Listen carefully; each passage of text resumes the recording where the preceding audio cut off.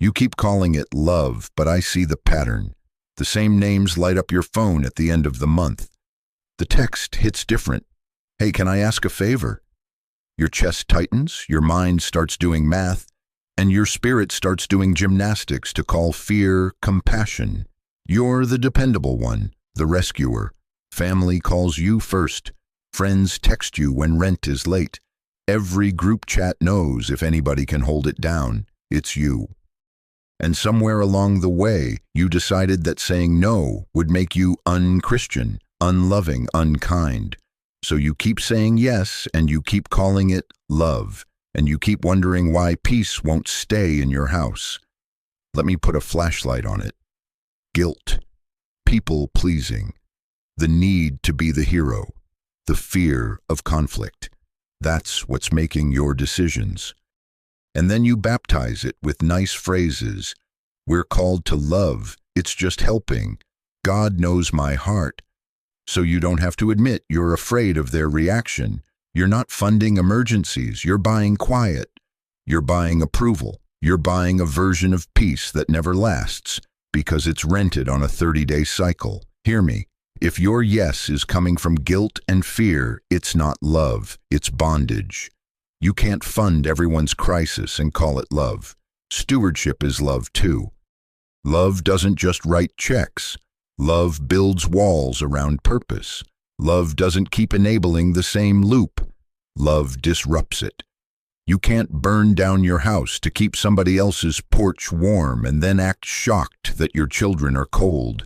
Love without wisdom is chaos. Wisdom without love is harsh. God calls you to both, compassion with a spine. And you feel it creeping again, don't you? The request is coming. Can you co-sign my car? I need an apartment. Just sign this one thing. Help me get this business loan. They approved me if I get a co-signer on these student loans. Here comes the holy-sounding pressure. Be your brother's keeper. Don't you trust God? Aren't we supposed to help the poor? Meanwhile, what they're really asking is that you pledge your peace to their process, and you know it. You feel the weight in your stomach, and you rebuke the feeling like it's a demon. It's not a demon, it's discernment. Here's what nobody told you in church. You can be fully loving and still say no. Your refusal doesn't betray Jesus, it obeys him. I'm not preaching stinginess. I'm not handing you a pass to be hard-hearted. I'm not telling you to stop giving, stop serving, stop caring. I'm saying God is not honored when you mortgage your future to protect someone else's feelings today. He doesn't reward wishes. He rewards obedience. So stop spiritualizing fear. Stop baptizing your people-pleasing and calling it agape. You are not their savior. You are a steward. And the sooner you settle that in your spirit, the sooner peace will stop visiting and start living at your address. You can love them without lying to yourself. You can help without handing over your house keys. Your heart is generous. Let your boundaries be holy. Stop pretending this is mysterious. You've been praying, God, should I co-sign? God already answered that prayer in Proverbs. He didn't whisper it. He printed it. Page after page, same warning, same logic, same consequence. This isn't gray, this is bright red. Step 1, Proverbs 22:26-27. Do not be one who shakes hands in pledge, putting up security for someone else's debt. If you lack the means to pay, your very bed will be taken from under you. Translation: when you co-sign, you volunteer your credit, your cash flow, and your sleep for something you don't control and didn't consume. They get the keys. You get the liability. They drive the car. You pay the late fee. They skip a payment. You lose your peace. And if it goes bad enough, the bed you sleep on. That's not generosity. That's pledging your peace to someone else's discipline. Step 2, Proverbs 17:18. One who lacks sense gives a pledge and puts up security in the presence of his neighbor. Hear that? The Bible does not call it extra loving, it calls it lacks sense. Not because you don't care, because you're agreeing to a structure where your destiny is handcuffed to someone else's self-control. Wisdom says, help the person. Folly says, become the guarantee. One rescues with boundaries. The other funds a pattern and calls it faith. Step 3. Proverbs 6:1-5. If you have put up security for your neighbor, you are snared by the words of your mouth. Go, humble yourself. Press your plea. Give your eyes no sleep. Deliver yourself like a gazelle. God doesn't say, ride it out and hope. He says, you're trapped. Get out urgently. That's the blueprint. If you've already signed, there are steps to take. But if you're standing at the edge of that signature, wisdom is screaming, back up. Let's clean up the spiritual confusion. You're fasting for provision while signing contracts that confiscate your future. You're asking God for peace while you legally pledge it away. You call it helping, but the document calls it liability. Faith does not ignore math. Faith counts the cost and obeys. Jesus told you to sit down and count. Proverbs told you not to pledge. It's the same system. Hear me. The Bible is not anti-help. It's anti-bondage. Give a gift. Buy groceries. Pay a month directly. Offer coaching, a budget, a ride, a reference. But don't tie your name to a behavior you cannot control. Love them, absolutely. Just don't mortgage the next decade to do it. This is not hardness. This is holiness. God already answered you. Obey Proverbs and watch your peace stop leaking. He doesn't reward wishes. He rewards obedience. Proverbs 22:7. The rich rules over the poor, and the borrower is servant to the lender. One word, slave. Not figurative, functional. Debt takes your choices hostage. It shrinks your mobility. It steals your margin. It determines when you move, what job you accept, how much risk you can take, and how long you have to keep saying yes to things you hate because a bill is your master. And when you co-sign, you volunteer to be the master's collateral. You join their yoke. Their due date becomes your due date. Their discipline becomes your destiny. Let me make it plain. Co-signing ties your credit profile to their habits.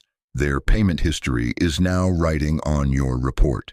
Their late fee punches your score, not just theirs. Your debt-to-income ratio inflates with a loan you don't drive, a lease you don't sleep in, a balance you didn't swipe.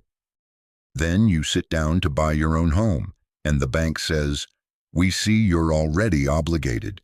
Translation: their car note just cost you your pre-approval. Some of you work in fields where they check credit for promotions or clearances. You just handed your career trajectory to someone who struggles to pay on time. That is not love. That is volunteering your future to their patterns. Here's the fallout nobody preaches. 130-day late reports on both of you.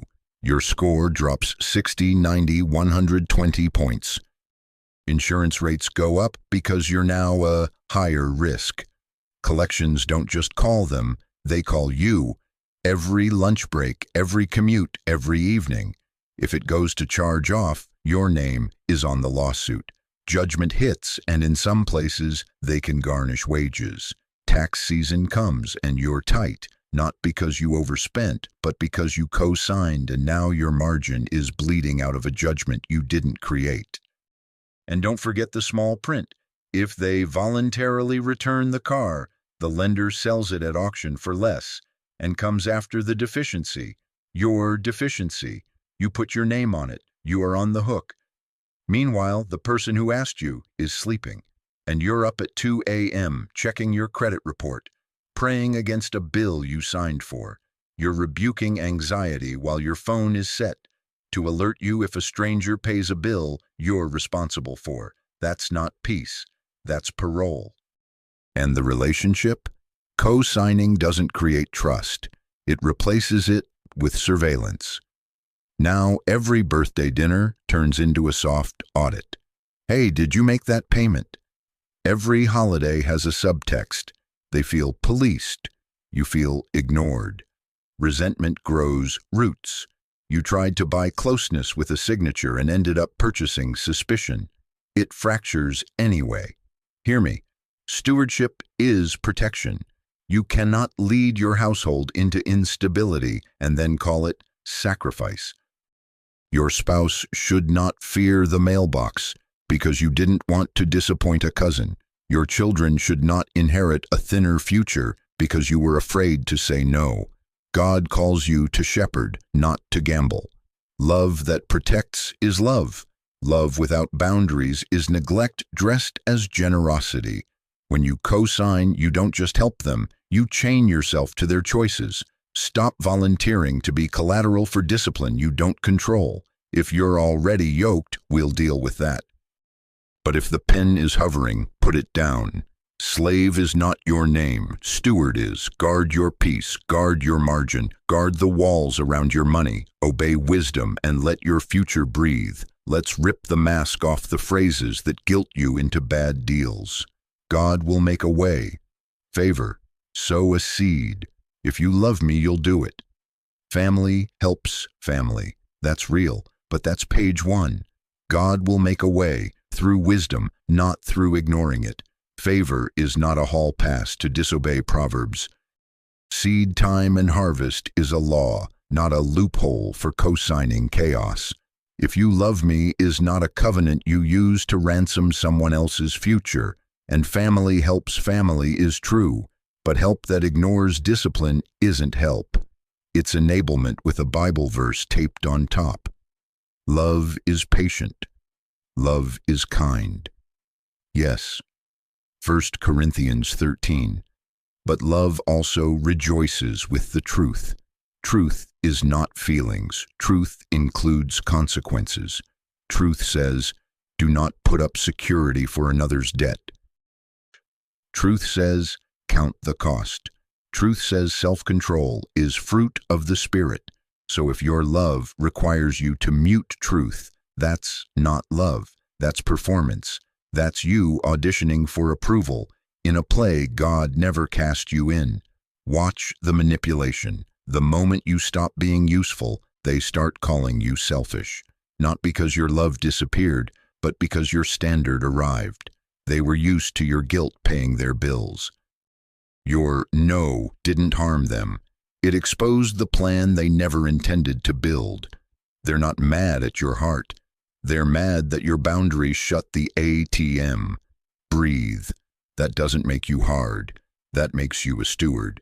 And stewards guard what the master entrusted. Kill the false binary. This is not generosity versus greed.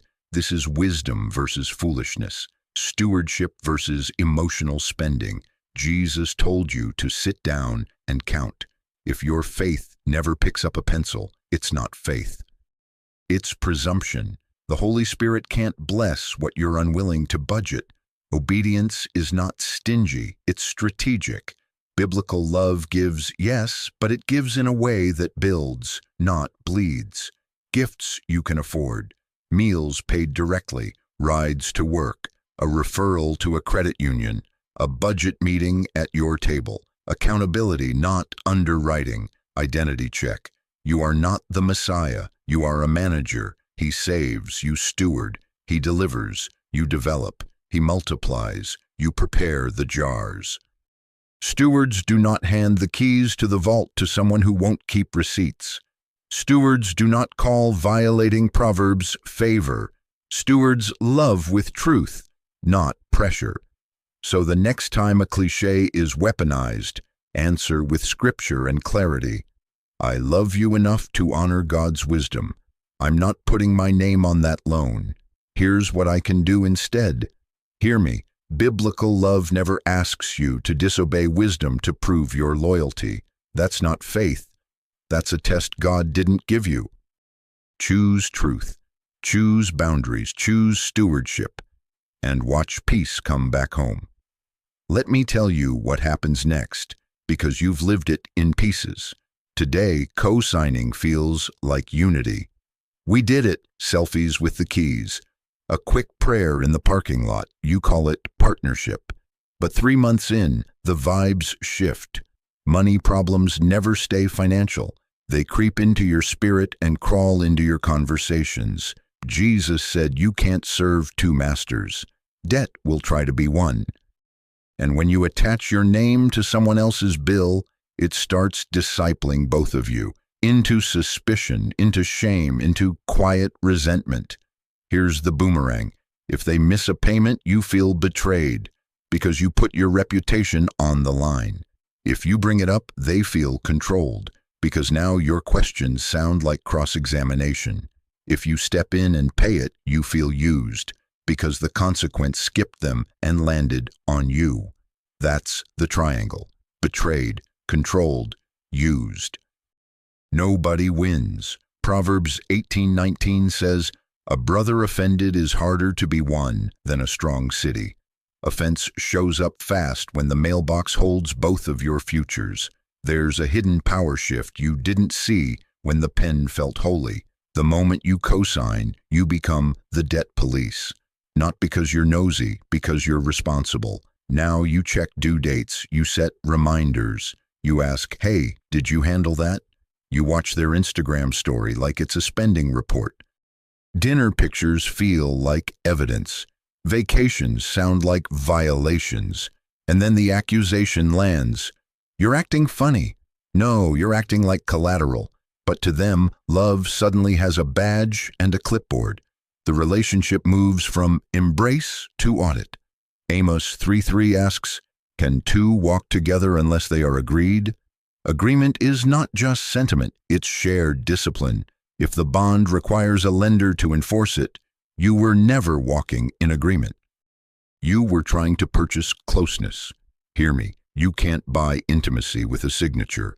If the relationship needs a contract to survive, it's already in trouble. Covenants are built on character. Contracts are built for distrust.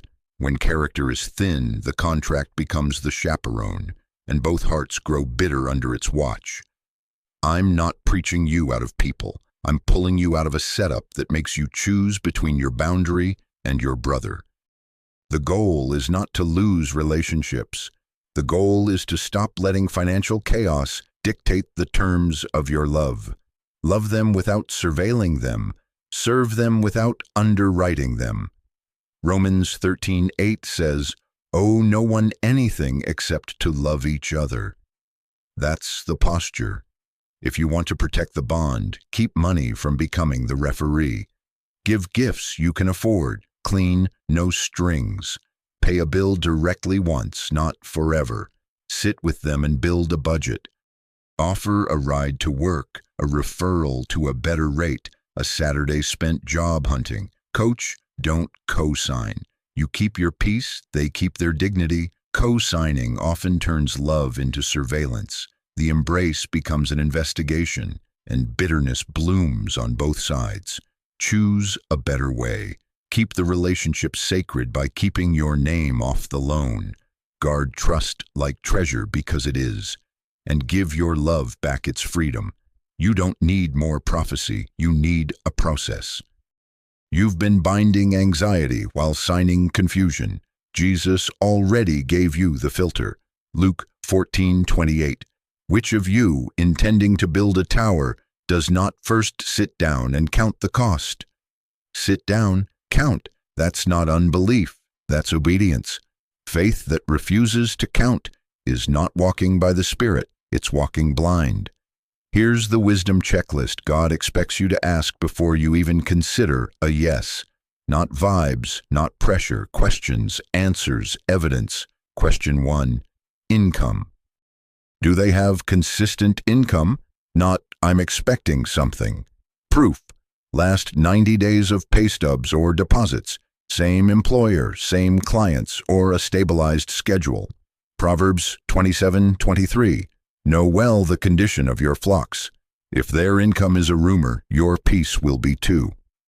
Question 2, budget. Do they have one? Written, tested, followed, not a number in their head. A plan on paper. Luke 14:28 says, sit down. If they won't sit down and count before the loan, they will not sit down and pay after the loan. No budget, no signature. Question 3, track record. What do the last 12 months say? On-time rent, utilities, phone. Pull a free credit report together and face the truth. Matthew 7:20. By their fruits you will know them. Patterns prophesy. A new leaf without new habits is just a speech. Question 4. Underwriting reality. Why can't they qualify a loan? A bank that profits from loans still said no. That's data. Is it debt to income, late pays, insufficient time on the job? If they cannot explain the denial, stop. If they won't share it, stop faster. Secrets are not stewardship. Question 5. What changed since last time? If this is a sequel, what discipline is different? New job, reduced expenses, accountability in place, or is it just a recycled story with a new due date? Motives check. Why do you want to say yes? Compassion or image? Are you trying to be the savior so you can feel needed? Galatians 1:10. Are you seeking the approval of man or of God? If your yes is buying applause or avoiding conflict, it's not love, it's idolatry. Capacity check. If they default, can you pay the entire note without harming your household? I'm not asking, could you squeeze it for 1 month? I'm asking, could you carry it to the finish line and your family still eat, save, tithe, and sleep? 1 Timothy 5:8 says provide for your own.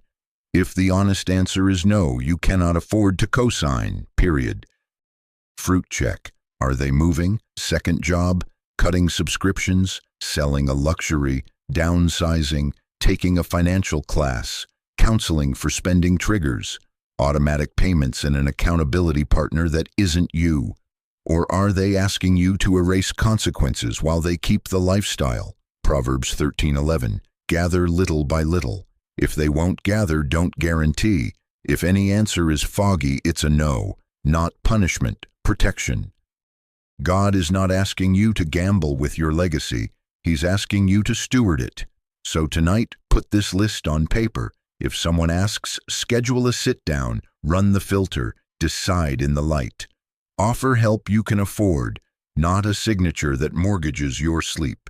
If you won't count the cost, you're not walking by faith, you're walking blind. He doesn't reward wishes. He rewards obedience. Let's put words in your mouth so your spine shows up when the pressure does. Jesus already gave you the template. Let your yes be yes and your no be no. Not shaky, not soft, not a paragraph of guilt. A clean sentence anchored in love and wisdom. Here's the core. I love you. I'm not co-signing. I'm protecting my household and obeying wisdom. That is not cold. That is holy. 1 Timothy 5:8 says provide for your own. Proverbs says do not pledge. You are not being mean. You are being biblical. Here's the delivery. 3 parts. 1. Clear decision. My answer is no. 2. Brief reason. Scripture tells me not to put up security for another's debt. I'm guarding my household. 3. Alternative that doesn't risk your future. Here's what I can do. Then offer something you can afford. A one-time gift, a budget session at your table, a ride to work, help finding a cheaper apartment, a reference to a credit union or a financial class. Decision, reason, alternative. That's the frame. Short, clean, repeatable. Do not over-explain. Long explanations are invitations to negotiate. Your boundary is not a debate stage. If they push, you don't need new paragraphs. You need the same sentence. I hear you. My answer is still no. Here's what I can do. If they circle back with emotion, you respond with conviction, not commentary. I'm not changing my mind. I love you. I will help in ways that don't endanger my family. Broken record love. Firm, tender, unmoved. Normalize the flinch in your chest when their face drops. Their disappointment is not evidence you sinned. It's evidence you changed the pattern. You used to fund the loop. Now you're ending it. That discomfort is detox. Stay seated in obedience. You are not judging them. You are judging a structure that chains both of you.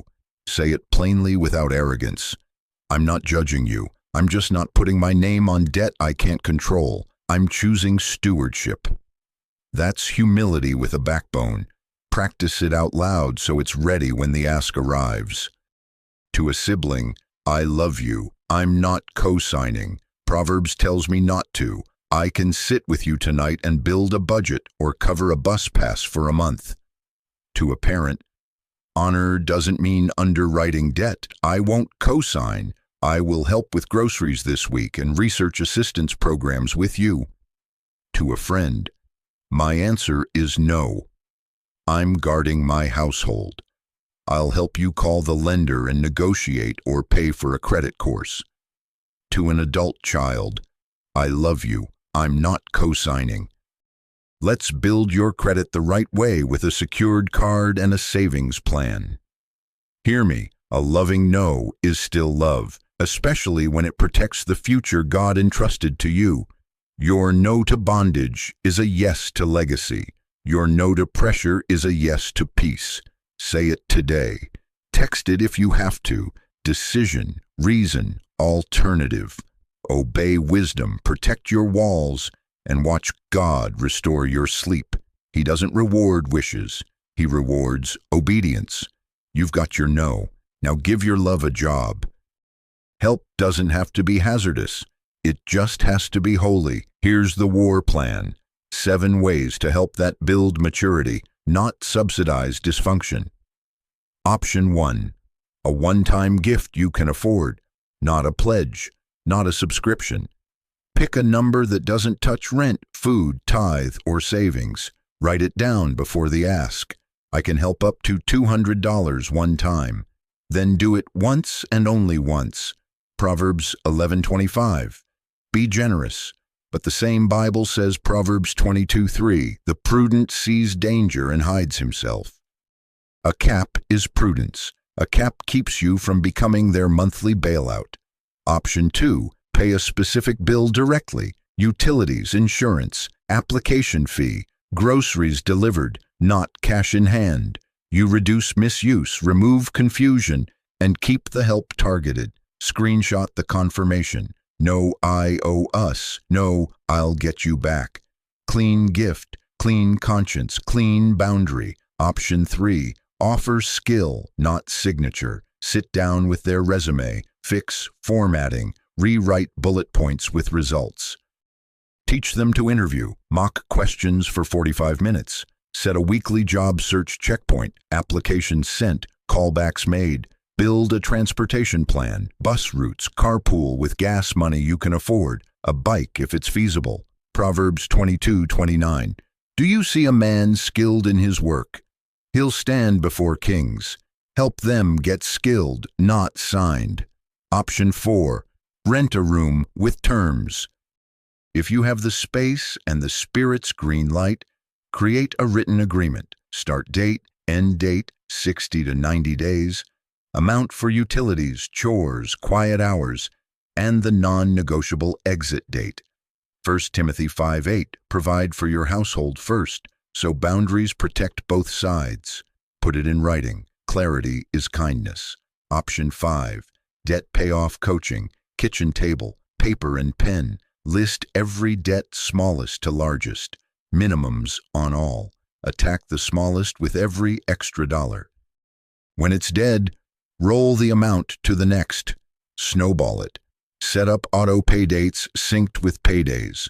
Require them to execute. No coaching without calendars, no plan without proof. Proverbs 21:5. The plans of the diligent lead to abundance.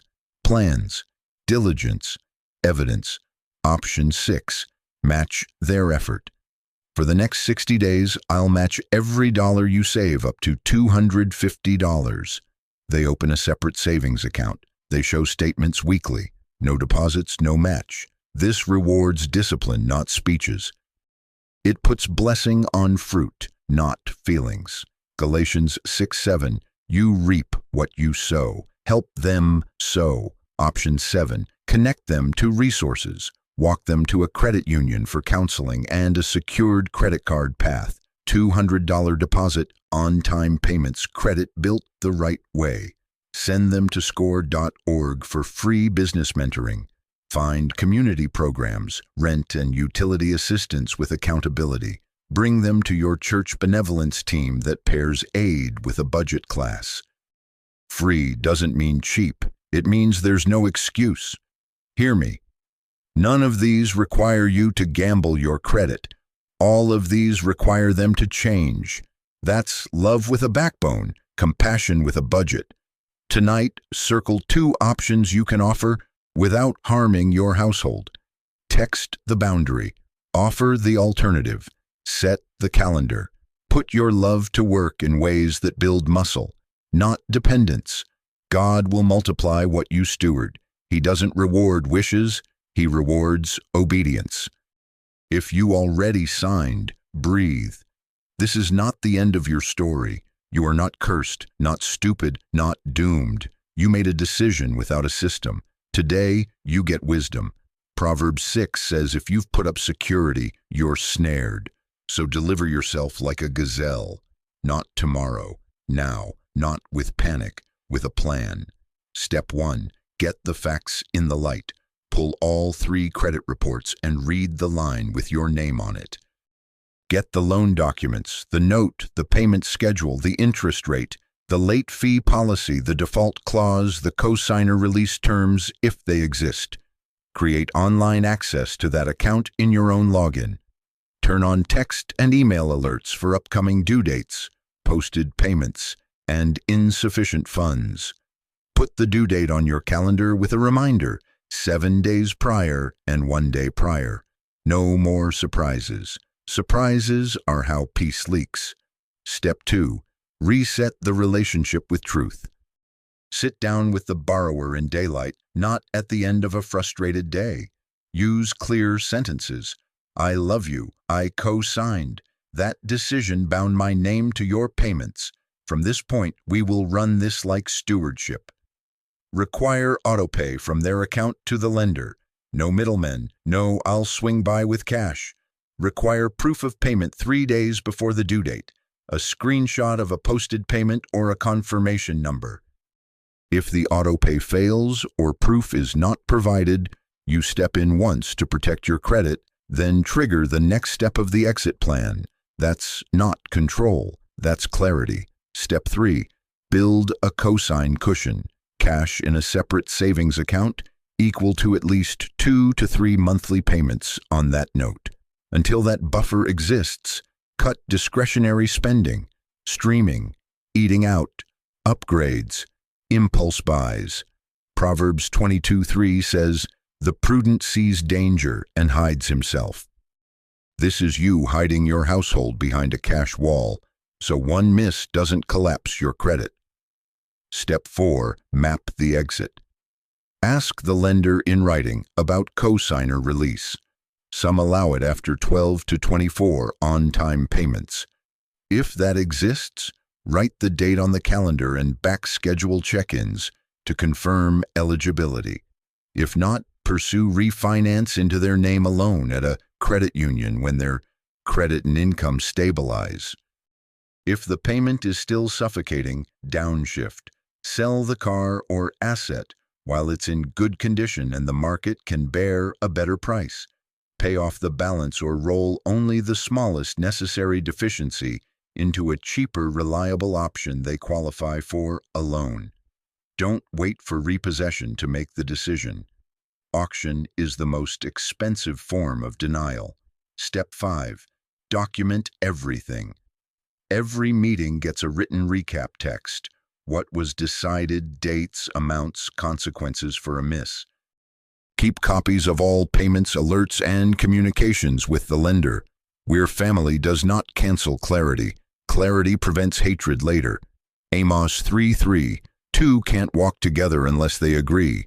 Agreement is written. If they will not cooperate, no autopay, no proof, repeated misses. Move to contain and close.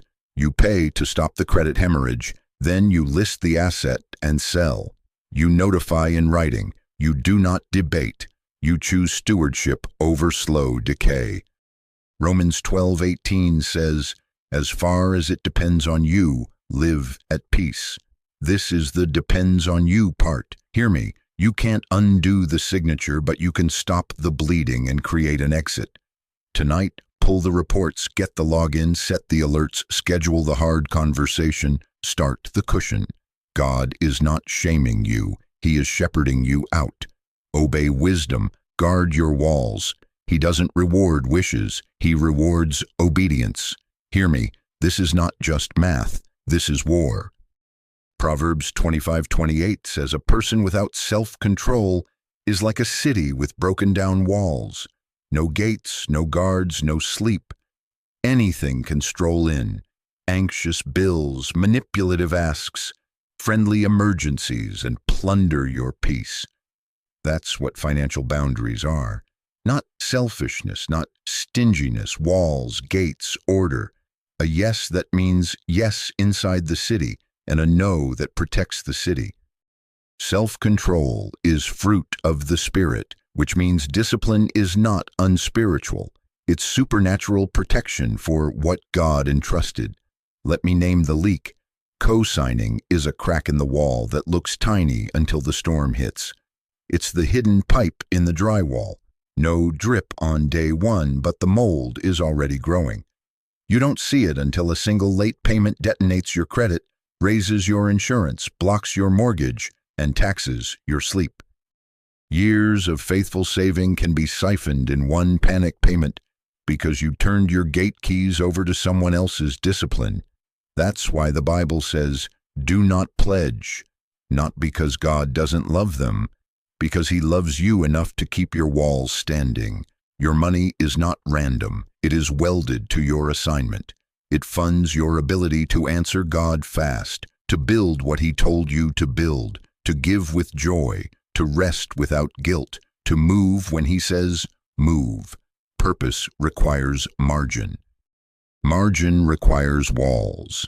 If the gate is swinging to every knock, your calling becomes a hostage of other people's calendars and appetites. You'll hear the Lord say, "Go," and a lender will reply, "Not with that ratio." That's not spiritual warfare in theory. That's spiritual warfare in your mailbox. Reframe this now. Every time you say no to unwise debt, you are saying yes to the mission. Every time you refuse to confuse guilt with generosity, you are guarding the sanctuary of your future. Stop asking God to refill a bucket you refuse to patch. He multiplied the widow's oil, yes, but the miracle stopped when she ran out of jars. Order governed overflow. God doesn't reward wishes. He rewards obedience. Close the leaks and watch the flow stabilize. The enemy loves a generous person with no boundaries. He doesn't have to tempt you with sin if he can tax you with sympathy. He will send a steady stream of urgent asks to bankrupt a soft heart.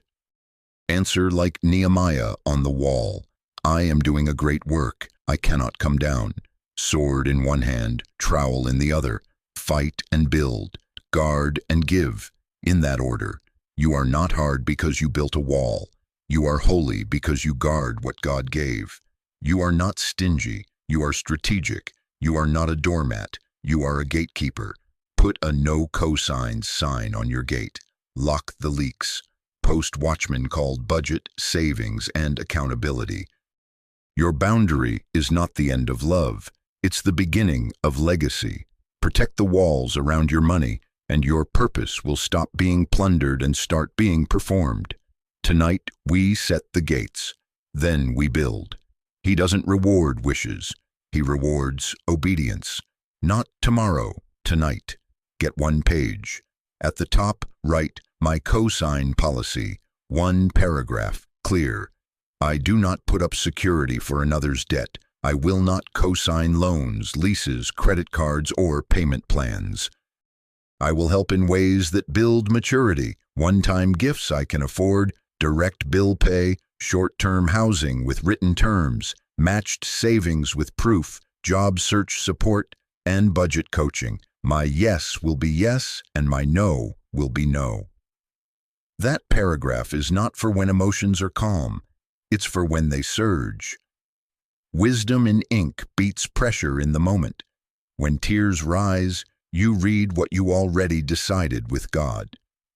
Now do the Luke 14 step. Sit down and count. 1-page budget. Write your net income at the top. List your non-negotiables. Tithe, rent/mortgage, utilities, groceries, transportation, insurance, minimum debt payments, savings. Write the actual numbers, not guesses. Then list every debt, balance, interest rate, minimum payment, due date. No hiding, no rounding down. Truth is mercy. When it's all on paper, you will see the margin you truly have. Some of you will realize you don't have giving money, you have fantasy money. That's not condemnation, that's clarity. Adjust the lifestyle to match the mission. God cannot multiply fog. Create a helping fund line item on purpose with a number that honors your household. Maybe it's $25, maybe it's $100. Small is not shameful, it's stewarded. Put it in a separate account or envelope labeled helping. Once it's empty, it's empty. I love you. My helping fund is tapped this month. I can revisit on the 1st. That sentence will save your sleep. Generosity without a budget is chaos in a choir robe. Budget it, then bless freely inside the boundary. Practice the script out loud before the ask arrives. Say it standing in your kitchen so your spine remembers. I love you. I'm not co-signing. Proverbs says not to pledge. Here's what I can do. A one-time gift up to $200, or I'll pay the utility directly, or I'll match your savings up to $50 this month. Decide which alternative you'll offer in advance. Write the number in your phone notes. Pre-decided love beats panic promises, and text your boundary to the repeat askers tonight. Quick update on money asks. I don't co-sign. I can sometimes help from a small helping fund or with direct bill pay. Love you. Short, clean, no debate. Here's your 60-minute obedience block. 15 minutes, write the cosign policy paragraph. 30 minutes, count the cost and finish the 1-page budget. 10 minutes, set up the helping fund account or envelope and fund it with a starter amount. 5 minutes, practice the script and send one boundary text. 4 moves. Tonight. He doesn't reward wishes, he rewards obedience. Hear me. You are not a bad Christian for having wisdom. You are a faithful steward for protecting what God put in your hands. You are not cold, you are called. You are not stingy, you are strategic. Your compassion is not shrinking, it's getting a budget. Your love is not hardening, it's getting a boundary. And your next level starts right here, when your compassion gets a budget and your love gets a boundary. If this set you free, share it with the cousin who keeps co-signing themselves into bondage. Like this, subscribe. Stay with me if you want Bible-based money truth that sets people free, not guilt that keeps them broke. We build walls, we guard gates, we fund purpose. Start tonight.